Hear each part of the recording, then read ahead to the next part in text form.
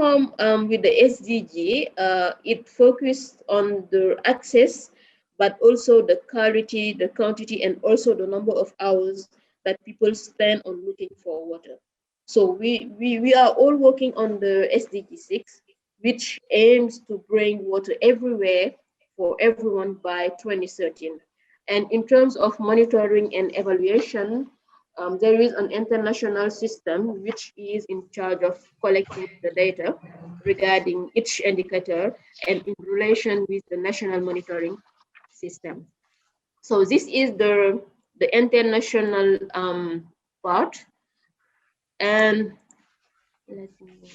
yes, this is the national level, because we should have an alignment with all the standard in an international level, and for those who will be set in a national level.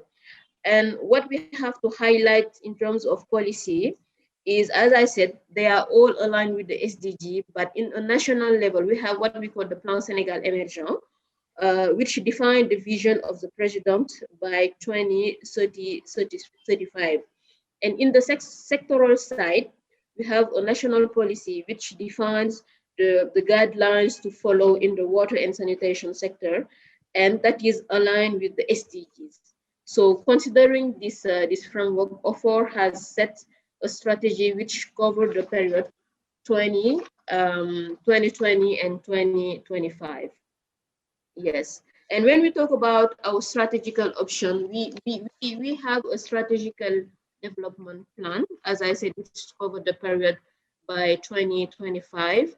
And we have 4 strategical options. The first is focusing on operational efficiency.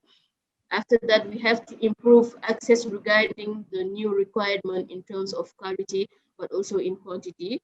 But also we have to work to try to give, to offer on financial autonomy, which will help to achieve our goals. In terms of water resource, here we have 2 kinds of water resource that we exploit. First, you have groundwater that we can see here. And in terms of exploitation, there is boreholes, and after the boreholes, we have a pump which transport the water to the water tower here that you see in blue. And after that, you have a distribution network. What can be reminded is that this water tower is like a tank, and sometimes we have capacities from 100 to 300 cubic meters. So this is the groundwater exploitation. After that, we have surface water with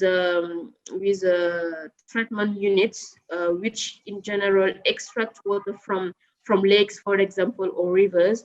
And after that, we have a treatment plant with all the steps of settling, flocculation, chlorination, and so on, in order to have, at the end, safe water. So you can see here some pictures of our water system. Here you have the borehole with the manometer. After that, you can have here the water tower. And here you have some distribution point for people and animals.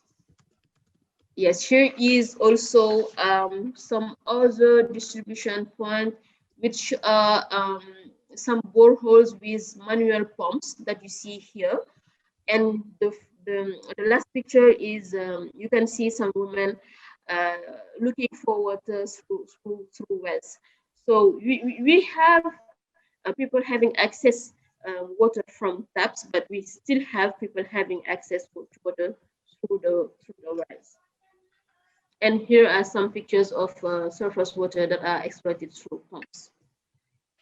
Yes, coming now to the operation and maintenance. You can see here a graphic which shows the number of boreholes and how it has increased through years.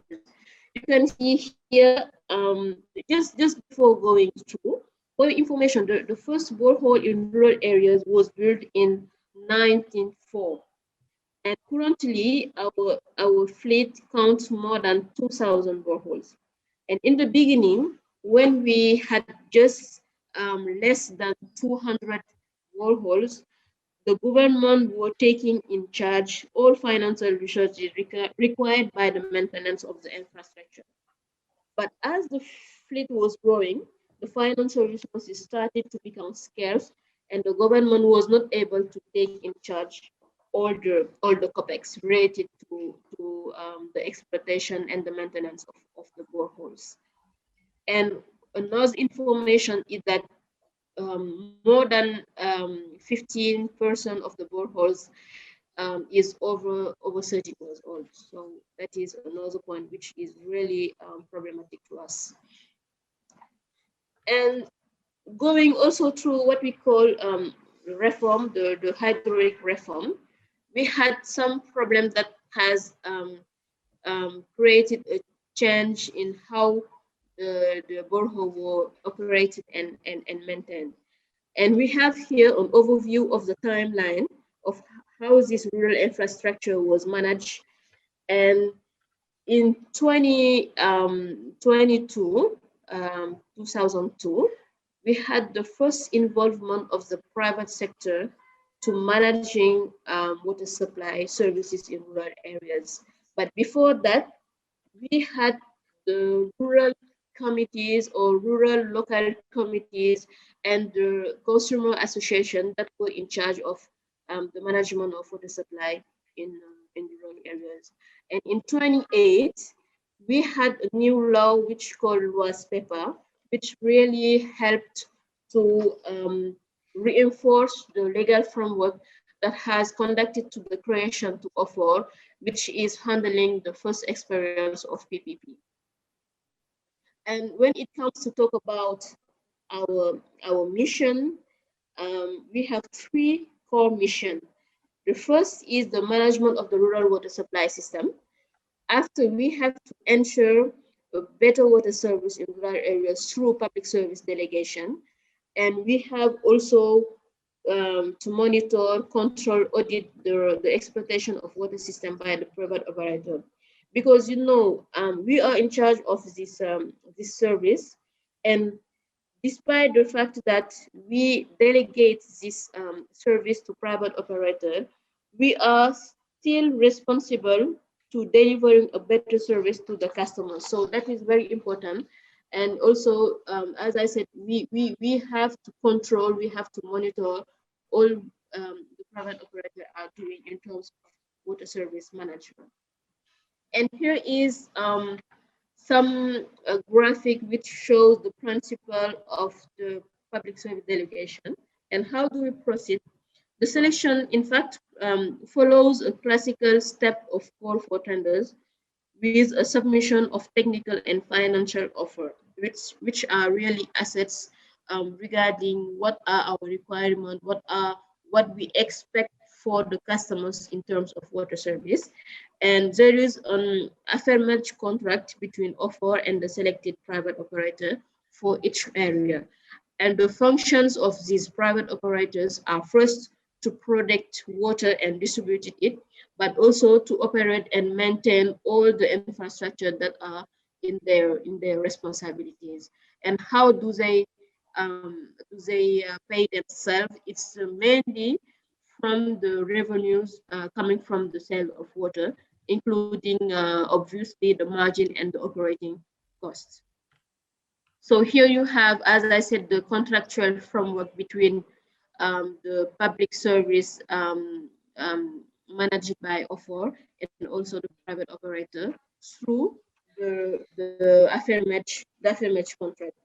So what is very important to tell is that we have a performance contract with clear goals and key performance indicators that are assigned to the private operator and which are really monitored every time by us, by our services. And the affirmative contract follows a risk sharing principle.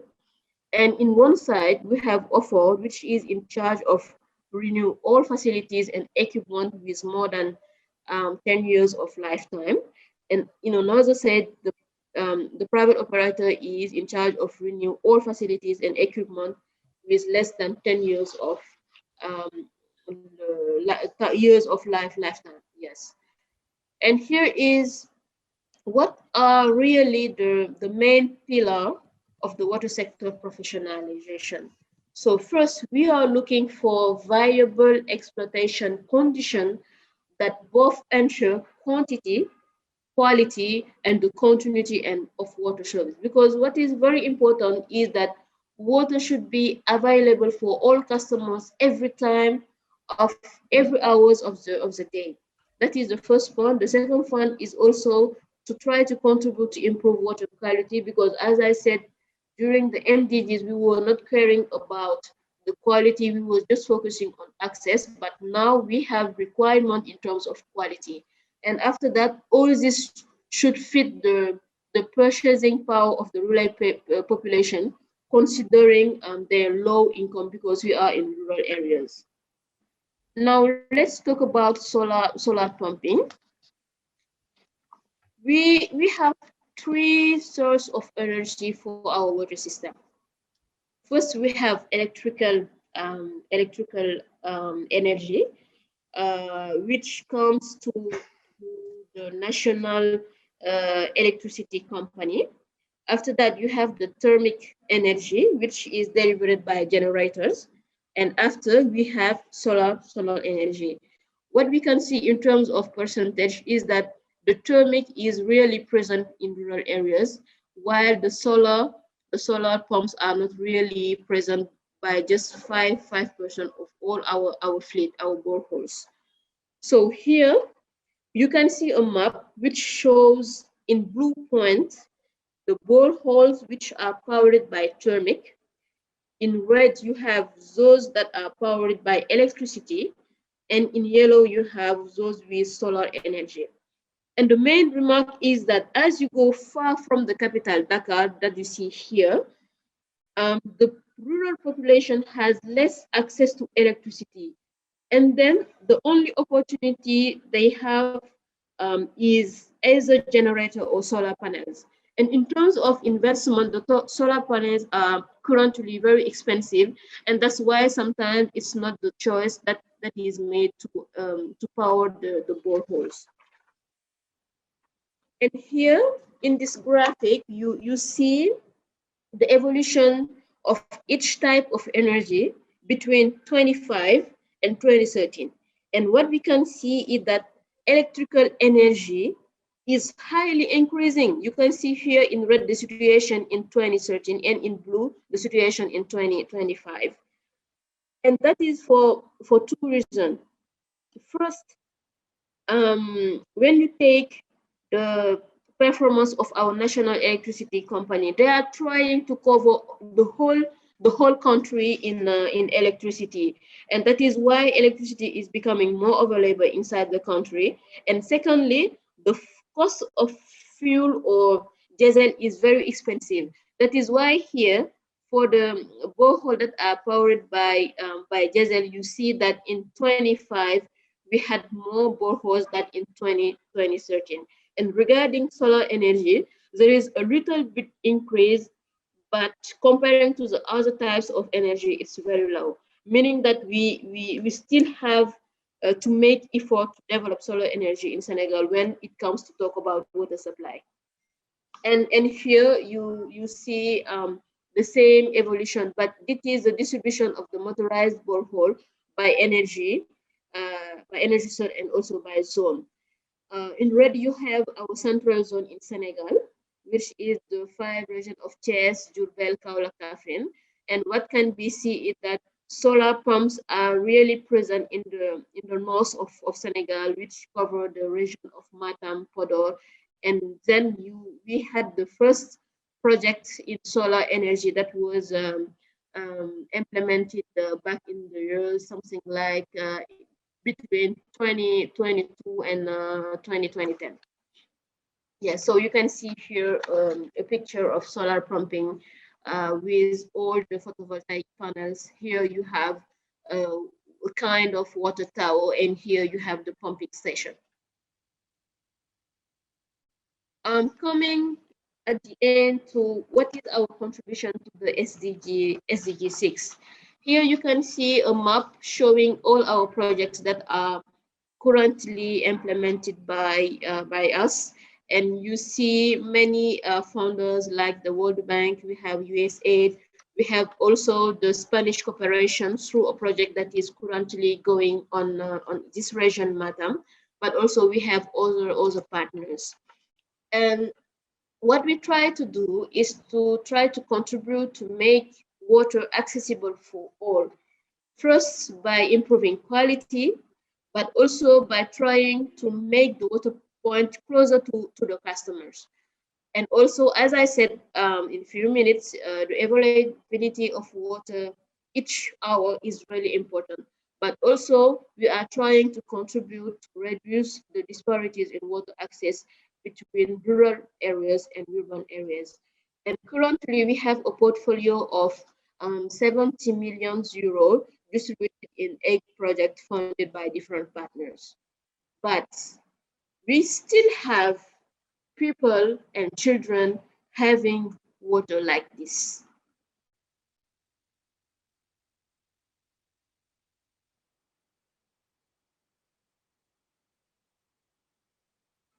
As you see, they dig a big hole and they really expect to have water through this hole, and sometimes it is not the case. So that shows that we still have people having not access to safe water. Yes. So that is all for my presentation, and I'm available for responding to all questions. Thank you. Thank you very much for your conference, Madam Diop. Please, people, you can write your questions in the chat. Waiting that some question is presented. I have a couple of questions. The first is what is the contribution of international cooperation for water management or water treatment or borehole production? In terms of volume or what? In general, there it is. What is the contribution? 10% of the infrastructures of water come from international cooperation, something like this. Yes, if you take the contribution of all our external partners, it's more than 80% of our whole portfolio. And what the state or the Senegalese government is truly contributing to water management is very low. Is very low, and it is our every day or day-to-day battle in order to try to let them prioritize the water sector in order to let us have financial research that will help us to achieve our goal. Okay. Also, if I remember when we traveled the last year for the department, for Matam department, in this moment you are trying to change the management system. No, in terms, if I remember, you are trying to put some kind of private management. Yes. What is the situation now? Yes, currently the private operator in Matam is already selected, but he has not started to operate. The private operator that are really operating right now is the one who are in Chess, Jubel, Kafrin, and Kaulak. But the one in Matam, Saint-Louis, and Luga has not started yet, but they are already selected. And the contract is already signed. Yes. Okay. Perhaps my last question, because people is not preparing questions. My last question is about the photovoltaic pumping. Why is the increase in Senegal is so slowly? The increasing of solar pumping for yes, water photovoltaic pumping. Yes. Exactly. Yes, as I said, it's mainly caused by the cost of its investment. If you take the price of solar panel, depending on the power, the price is very expensive, and also there is a limitation in terms of debit, water flow. We cannot have some level of water flow or volume by hours by solar pumping, because as you grow the volume, the solar panel required are very high, and then the price in terms of investment is really high also. That is the first reason. The second reason also is the lack of training on how to maintain those solar panels once they are installed. So these are the both or the two reason that is causing this situation. Yes, but the problem is that the operation cost for diesel engines are huge. Sure. But as I used to say, it's a matter of choice. We have to see how we contribute to reduce climate change by choosing solar panel despite of generators, for example. So all is strategical but also operational when it comes to make a choice. We have really enough sun here in Senegal to really develop the solar pumping in water supply.